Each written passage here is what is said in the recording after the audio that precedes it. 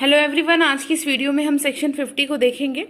Section 50 आपके print के point of view से इम्पोर्टेंट है। ठीक है, कॉन्सेप्ट को समझना है आपको। इसमें लिखा है opinion on relationship when relevant. आप देख सकते हैं, इसका मतलब ये है कि कोर्ट को जब कभी भी किसी की भी रिलेशनशिप के बारे में ओपिनियन फॉर्म करनी है, then in that case court किसकी ओपिनियन को रेलिवेंट मानेगा।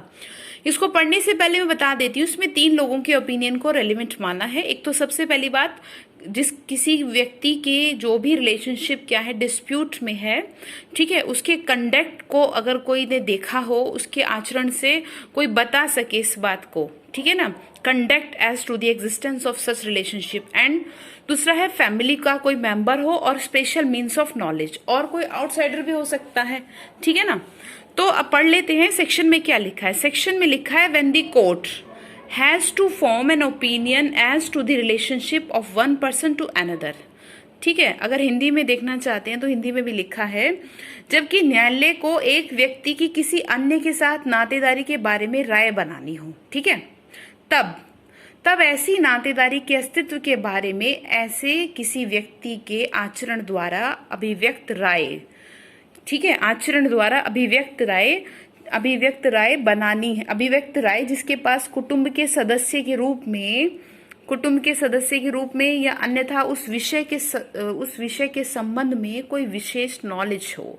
देखिए लिखा है existence of such relationship of any person who as a member of the family और अदरवाइज। पहला कंडक्ट, दूसरा फैमिली और otherwise it means outsider, has a special means of knowledge on the subject is a relevant fact.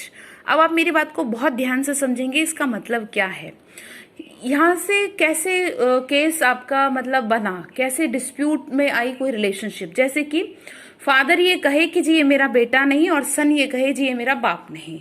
अब यहाँ पे इनकी relationship को कैसे हम माने कि ये कौन झूठ बोल रहा है, कौन सच बोल रहा है।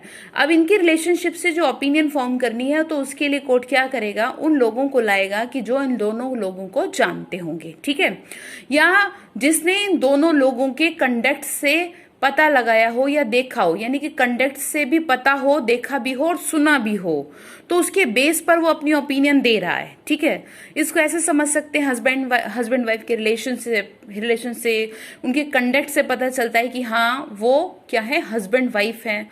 तो रिलेशनशिप डिस्प्यूट में तभी आई फिर।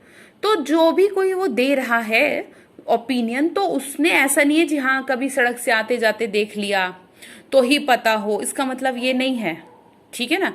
आते जाते देखने से पता ये नहीं है, मतलब ये है अच्छी तरह से जानता हो, अच्छी तरह से उसके कंडक्ट के बारे में जानता हो। समझ रहे हैं आप, कंडक्ट लिखा है, फिर लिखा है his special means of knowledge.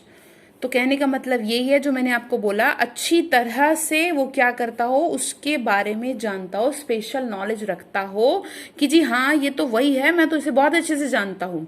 और यहाँ पे एक वर्ड और लिखा है फैमिली और अदरवाइज। अदरवाइज से मतलब है आउटसाइडर। इट मीन्स वो जैसे आपका कोई पड़ोसी या फिर आपका कोई फैमिली फ्रेंड भी हो सकता है, जो कि आपके बहुत नियर एंड डियरेस्ट होते हैं। तो यहाँ पे 3 पर्सन हो गए, एक तो आप कोई कंडक्ट से बता दे, एक फैमिली का कोई मेंबर हो, ठीक है ना, जिसकी रिलेशनशिप जो डिस्प्यूट में है उसी की फैमिली का कोई मेंबर हो, और वो ये कह दे जी हाँ ये तो मेरा मामा है, चाचा है, और व्हाटएवर वो ये बता दे, ये उसकी ओपिनियन कोर्ट ले सकता है। और अदरवाइज भी, जैसे बहुत सारे केसेस में कोई नहीं होता तो कोर्ट को क्या है, आसपास के लोगों से पूछताछ करनी पड़ती है। जैसे अगर मैं अपनी लैंग्वेज में कहूँ तो सरकारी गवाह भी कई बार उसको बना लेते हैं। तो इज अ रेलिवेंट फैक्ट, ठीक है। अब यहाँ प्रोवाइडेड लिखा है, प्रोवाइडेड का मतलब क्या होता है, आप कभी भी प्रोवाइडेड को स्किप ना करें, ये एग्जाम में यहाँ से पूछ देता है। Provided that such opinion shall not be sufficient to prove a marriage in proceeding under the Indian divorce act, ठीक है ना, और in a prosecution under section 494, 495, 497, 498 of IPC. कहने का मतलब ये है कि जहां कहीं भी डाइवोर्स एक्ट की प्रोसीडिंग चल रही है, उस प्रोसीडिंग में ये कहना कि जी हाँ हम इनके रिलेशनशिप को जानते हैं, ये सफिशिएंट ग्राउंड नहीं है। इस डाइवोर्स एक्ट की प्रोसीडिंग को क्या करने के लिए, आपको मतलब प्रूव करने के लिए स्पेशल या अलग से प्रॉपर विटनेस के थ्रू आप उसको करेंगे। यहाँ पर सेक्शन 50 यहाँ पर आपके सेक्शन 50 ही सफिशिएंट नहीं होगा। सेक्शन 50 इसलिए सफिशिएंट नहीं होगा क्योंकि ये खाली कह देना ही, जैसे कि इसकी इलस्ट्रेशन को आप देखें, इसकी इलस्ट्रेशन से आप समझ जाएंगे। इलस्ट्रेशन में लिखा हुआ है कि ए, ठीक है, ए और बी, कोर्ट के पास ये क्वेश्चन है कि ए बी से मैरिड है, ये लिखा है ना। The question is whether A and B were married, ठीक है। अब यहाँ पे मुद्दा क्या है, अब यहाँ पे मुद्दा ये है कोर्ट के सामने कि भाई ये हस्बैंड वाइफ हैं कि नहीं है। अब यहाँ पर ये क्लाइन लिखी है, the fact that they were usually received and treated by their friends and as husband and wife is are relevant. It means हमेशा उनके फ्रेंड से पूछा कोर्ट ने, दोस्तों से पूछा गया तो उनके फ्रेंड्स की ओपिनियन यही थी कि जी हमने तो इन्हें हमेशा एज ए हस्बैंड वाइफ ही ट्रीट किया है, एज ए हस्बैंड वाइफ ही देखा है, यूजुअली हम इनको ऐसे ही जानते हैं। तो अब यहाँ पर खाली फ्रेंड्स का ये कह देना ये सफिशिएंट ग्राउंड नहीं होगा, क्या है, किसी की डाइवोर्स कराने के लिए। यानी कि डाइवोर्स के लिए सबसे पहले तो मैरिज प्रूव करनी पड़ेगी ना, there is no marriage there is no divorce. तो डाइवोर्स से पहले तो ये साबित करो जी हाँ इनकी शादी हुई है। तो शादी हुई है उस चीज को साबित करने के लिए सेक्शन 50 की ओपिनियन जो है वो रेलिवेंट नहीं होगी, उसके लिए आपको प्रॉपर विटनेस के थ्रू करना पड़ेगा, ऐसे ही नहीं हो जाएगी, ठीक है। तो ये सेक्शन में आपको इतना ही बता रखा है। इसके एग्जाम के पॉइंट ऑफ व्यू से मैं आपको बता दिए 3 शब्द, आप इसके ध्यान रखना कि किस किस के मैरिज को रेलिवेंट माना गया है, वो किस किस की ओपिनियन को कोर्ट ने इसमें रेलिवेंट माना है। तो क्या हो जाएगी, वो प्रूव हो जाएगी अगर आप उस चीज को समझते हैं। लेकिन जहां पे डाइवोर्स की प्रोसीडिंग की बात है वहां पे इसको प्रूव नहीं किया जा सकता, ठीक है।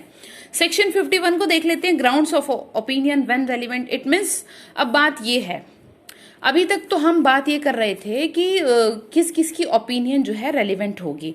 अब यहाँ पे एक बात कुछ और हो गई। अब यहाँ पे बात हो गई कि जी देखो यहाँ पे डिफरेंट हो गई बात कि ओपिनियन के ग्राउंड कब रेलिवेंट है, जो भी आप ओपिनियन दे रहे हैं उसके ग्राउंड कब रेलिवेंट है। अब यहाँ पे ग्राउंड की बात कर रहे हैं कि जो ओपिनियन दी उसके ग्राउंड कब रेलिवेंट है। तो जब ओपिनियन रेलिवेंट है तो ग्राउंड भी ऑब्वियसली रेलिवेंट होंगे। तो लिविंग पर्सन की यहाँ बात की कि लिविंग पर्सन की जो भी, अगर किसी लिविंग पर्सन ने ओपिनियन दी है तो वो क्या है, रेलिवेंट होगी, ठीक है। फैक्ट्स पर बेस्ड होनी चाहिए, रीजन पर बेस्ड होनी चाहिए। इसके इलस्ट्रेशन को समझ लेते हैं। इसके इलस्ट्रेशन में कुछ नहीं लिखा, सिर्फ इतना लिखा है एक्सपर्ट जो है वो बता सकता है कि मैंने एक्सपेरिमेंट किया है जिसके आधार पे मैंने ओपिनियन दी है, और कोई इस चीज को नहीं बता सकता। देखिए सेक्शन 51 में लिखा है grounds of opinion when relevant, whenever the opinion of any living person is relevant, the ground on which such opinion is based are also relevant, ठीक है। तो लिविंग पर्सन आप ध्यान रखेंगे। और ये लिखा है एन एक्सपर्ट में give an account of experiment perform by him for the purpose of forming his opinion. तो उसकी ओपिनियन क्या हो जाएगी, रेलिवेंट हो जाएगी, क्योंकि उसने क्या किया है, ग्राउंड्स के बेस पर इस चीज को दिया है। तो इसीलिए आपको एग्जाम के लिए ये भी ध्यान रखना है कि एक्सपर्ट की ओपिनियन और ऑर्डिनरी विटनेस की ओपिनियन के बारे में भी आपको इस चीज को ध्यान रखना है कि दोनों की जो ओपिनियन है वो किस बेस पे रेलिवेंट होगी, ठीक है। वो मैंने आपको लास्ट क्लास में बता दिया था, फिर भी मैं बता दूंगी। अब यहाँ पे एविडेंसरी वैल्यू को आप ध्यान रखें कि वैसे तो इनकी देखिए एविडेंसरी वैल्यू कोई है नहीं, ठीक है। यहाँ पे रेलिवेंसी की बात की गई, एविडेंसरी वैल्यू की बात नहीं की गई, क्योंकि कोई भी एक्सपर्ट है वो झूठ भी बोल सकता है। आप समझ रहे हैं ना, कोई भी एक्सपर्ट है वो झूठ भी बोल सकता है, उससे गलती भी हो सकती है, वो जानबूझ के भी बोल सकता है। तो कोर्ट यहाँ पर इसीलिए क्या कहता है कि वो रेलिवेंट ही ठीक है। एक केस था, इसमें लिखा है Mohinder Singh versus state of AIR state of AI 1953 का, ठीक है। तो कोर्ट ने कहा कि एक प्रिविलेज मतलब वो है, एक तरह से प्रिविलेज पर्सन की बात की गई है कि वो क्या है, वो मतलब भ्रष्ट भी हो सकते हैं। दूसरे स्थान पे ये कहें कि आदमी की राय गलत भी हो सकती है, और ये भी हो सकता है कि उसको पूरी तरह जानकारी ना हो इस चीज की। तो इसलिए बिल्कुल सही तो हो नहीं सकती कि वो पूरा ही एक्सपर्ट हो। तो कहने का मतलब ये है, आपको ये ध्यान रखना है कि जहां पर बात हो एविडेंसरी वैल्यू ऑफ एक्सपर्ट्स ओपिनियन, तो आप ध्यान रखें कि उनके एक्सपर्ट्स की ओपिनियन बहुत वीक होती है। उसके लिए कहीं पर भी आपके इस एविडेंस एक्ट में कुछ भी नहीं दिया गया, सिर्फ रेलिवेंसी की बात की गई है, ठीक है ना। इतनी बात आपको क्लियर हो गई, तो सेक्शन में ही दिया, बाकी आगे क्लियर करते हैं। Thank you so much.